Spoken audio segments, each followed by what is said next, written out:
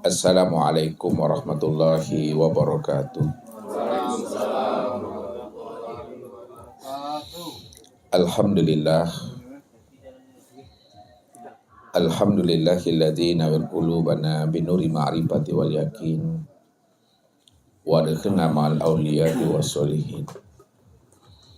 Wassalatu wassalamu ala sayyidina Muhammadin nabi sayyidil mursalin wa ala alihi wa sahbihi rasulillahi ajma'in. Faqala Allah ta'ala fil Qur'anil Karim, a'udzu billahi minasyaitonir rajim, bismillahirrahmanirrahim. Sanurihim ayatina fil afaq wa fi anfusihim hatta yatabayyana lahum annahul haqq. Wa fil ardi ayatul lil muqinin wa fi anfusikum afala tubsirun. Ya'lamuna zahiran minal hayati dunya wa hum anil akhirati hum ghafilun. Sadaqallahul azim. Bapak Ibu, saudara-saudaraku, jamaah tauhid Rabbani di mana saja berada, para muhibbin dan pencari Tuhan yang dirahmati Allah.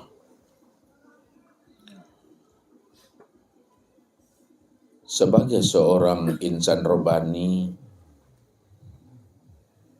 yang telah mengenal Allah dengan pengenalan yang sempurna, zahir dan batin, tentu antara dirinya dengan Tuhannya tidak ada lagi jarak yang bisa membatasi antara dirinya dengan Rabb-nya.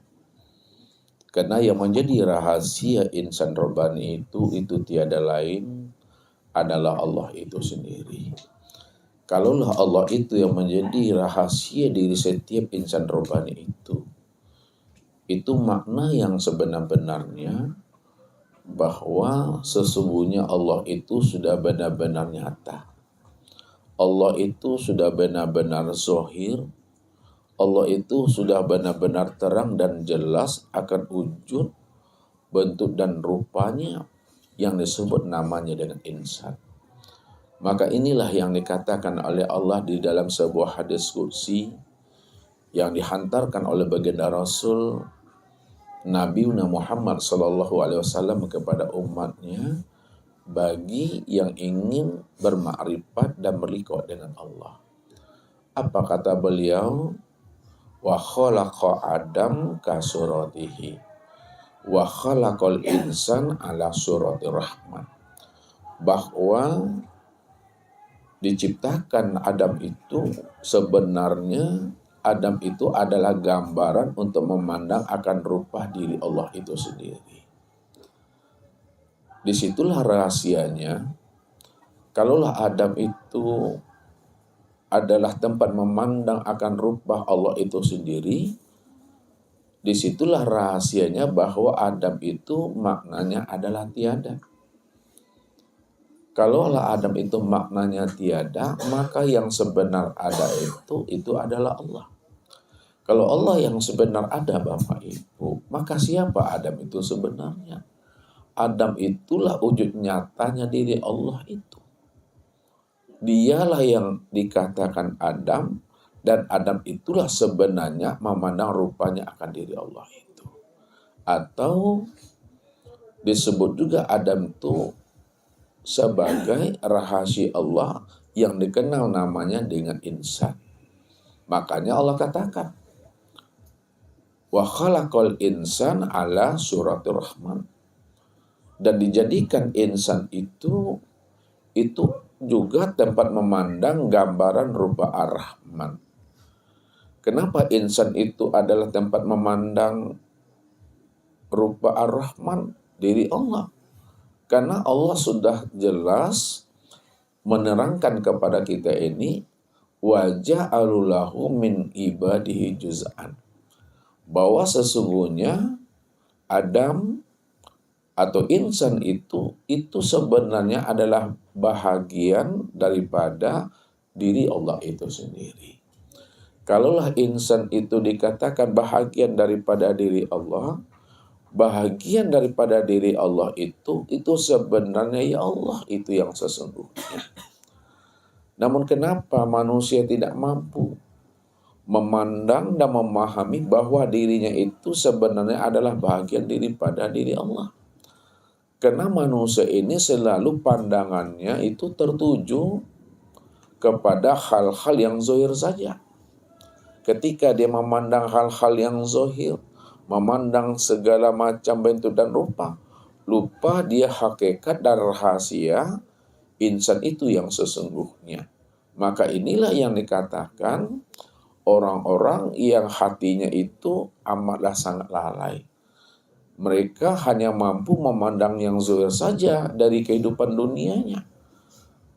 Dia hanya mampu memandang dan menilai akan kezahiran dirinya.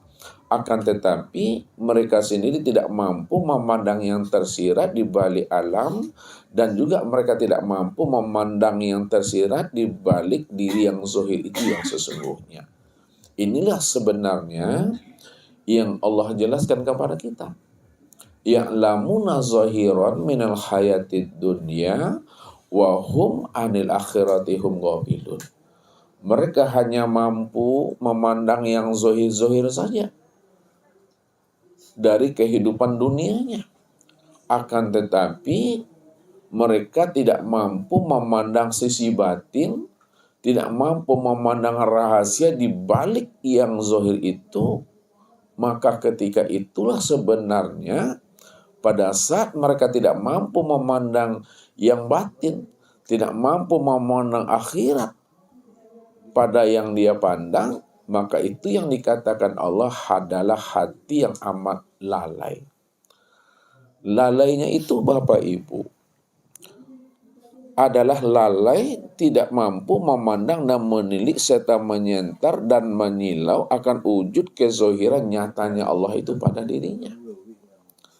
Padahal dirinya itulah sebenar-benarnya wujud kesempurnaan memandang diri Allah itu.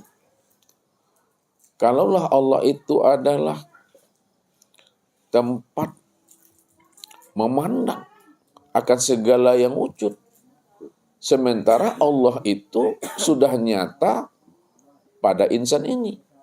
Makanya ketika insan itu sudah mampu memahami akan rahasia wujud dirinya yang sebenar-benarnya, ketika itulah sebenarnya dia paham, dia sadar dan mengerti bahwa dirinya inilah sebenarnya diri yang dia cari di dalam hidup ini. Nah, inilah yang dikatakan namanya orang yang cerdas itu. Inilah yang disebut namanya orang yang telah putus. Inilah yang disebut namanya orang yang telah kasab.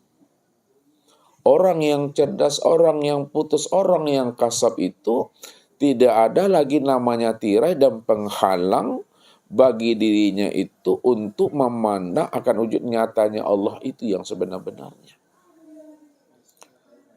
Nah, inilah tujuan hakikat kehidupan yang kita lalui dan kita jalani di alam dunia ini. Bagaimana kita benar-benar mampu mengenali akan seamal dan sejati diri kita ini. Tentunya kita sudah bisa mengkhatamkan, sudah bisa kita menemui akan seamal dan sejati diri kita ini sebelum roh itu melepaskan akan cangkahnya itu. Sebelum roh itu melepaskan akan tubuh jasmani ini.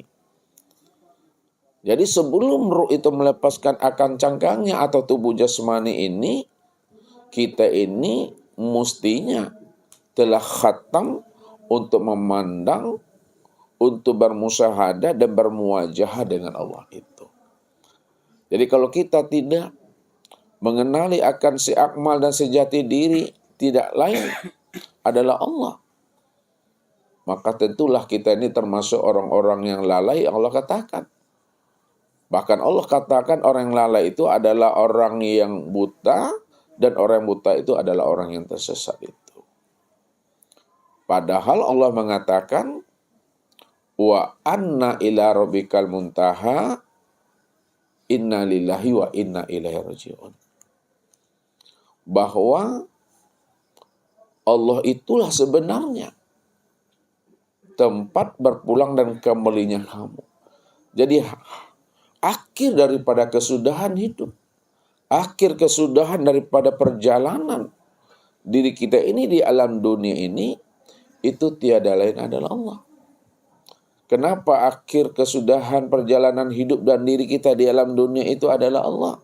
Karena Allah mengatakan inna lillahi wa inna ilaihi raji'un.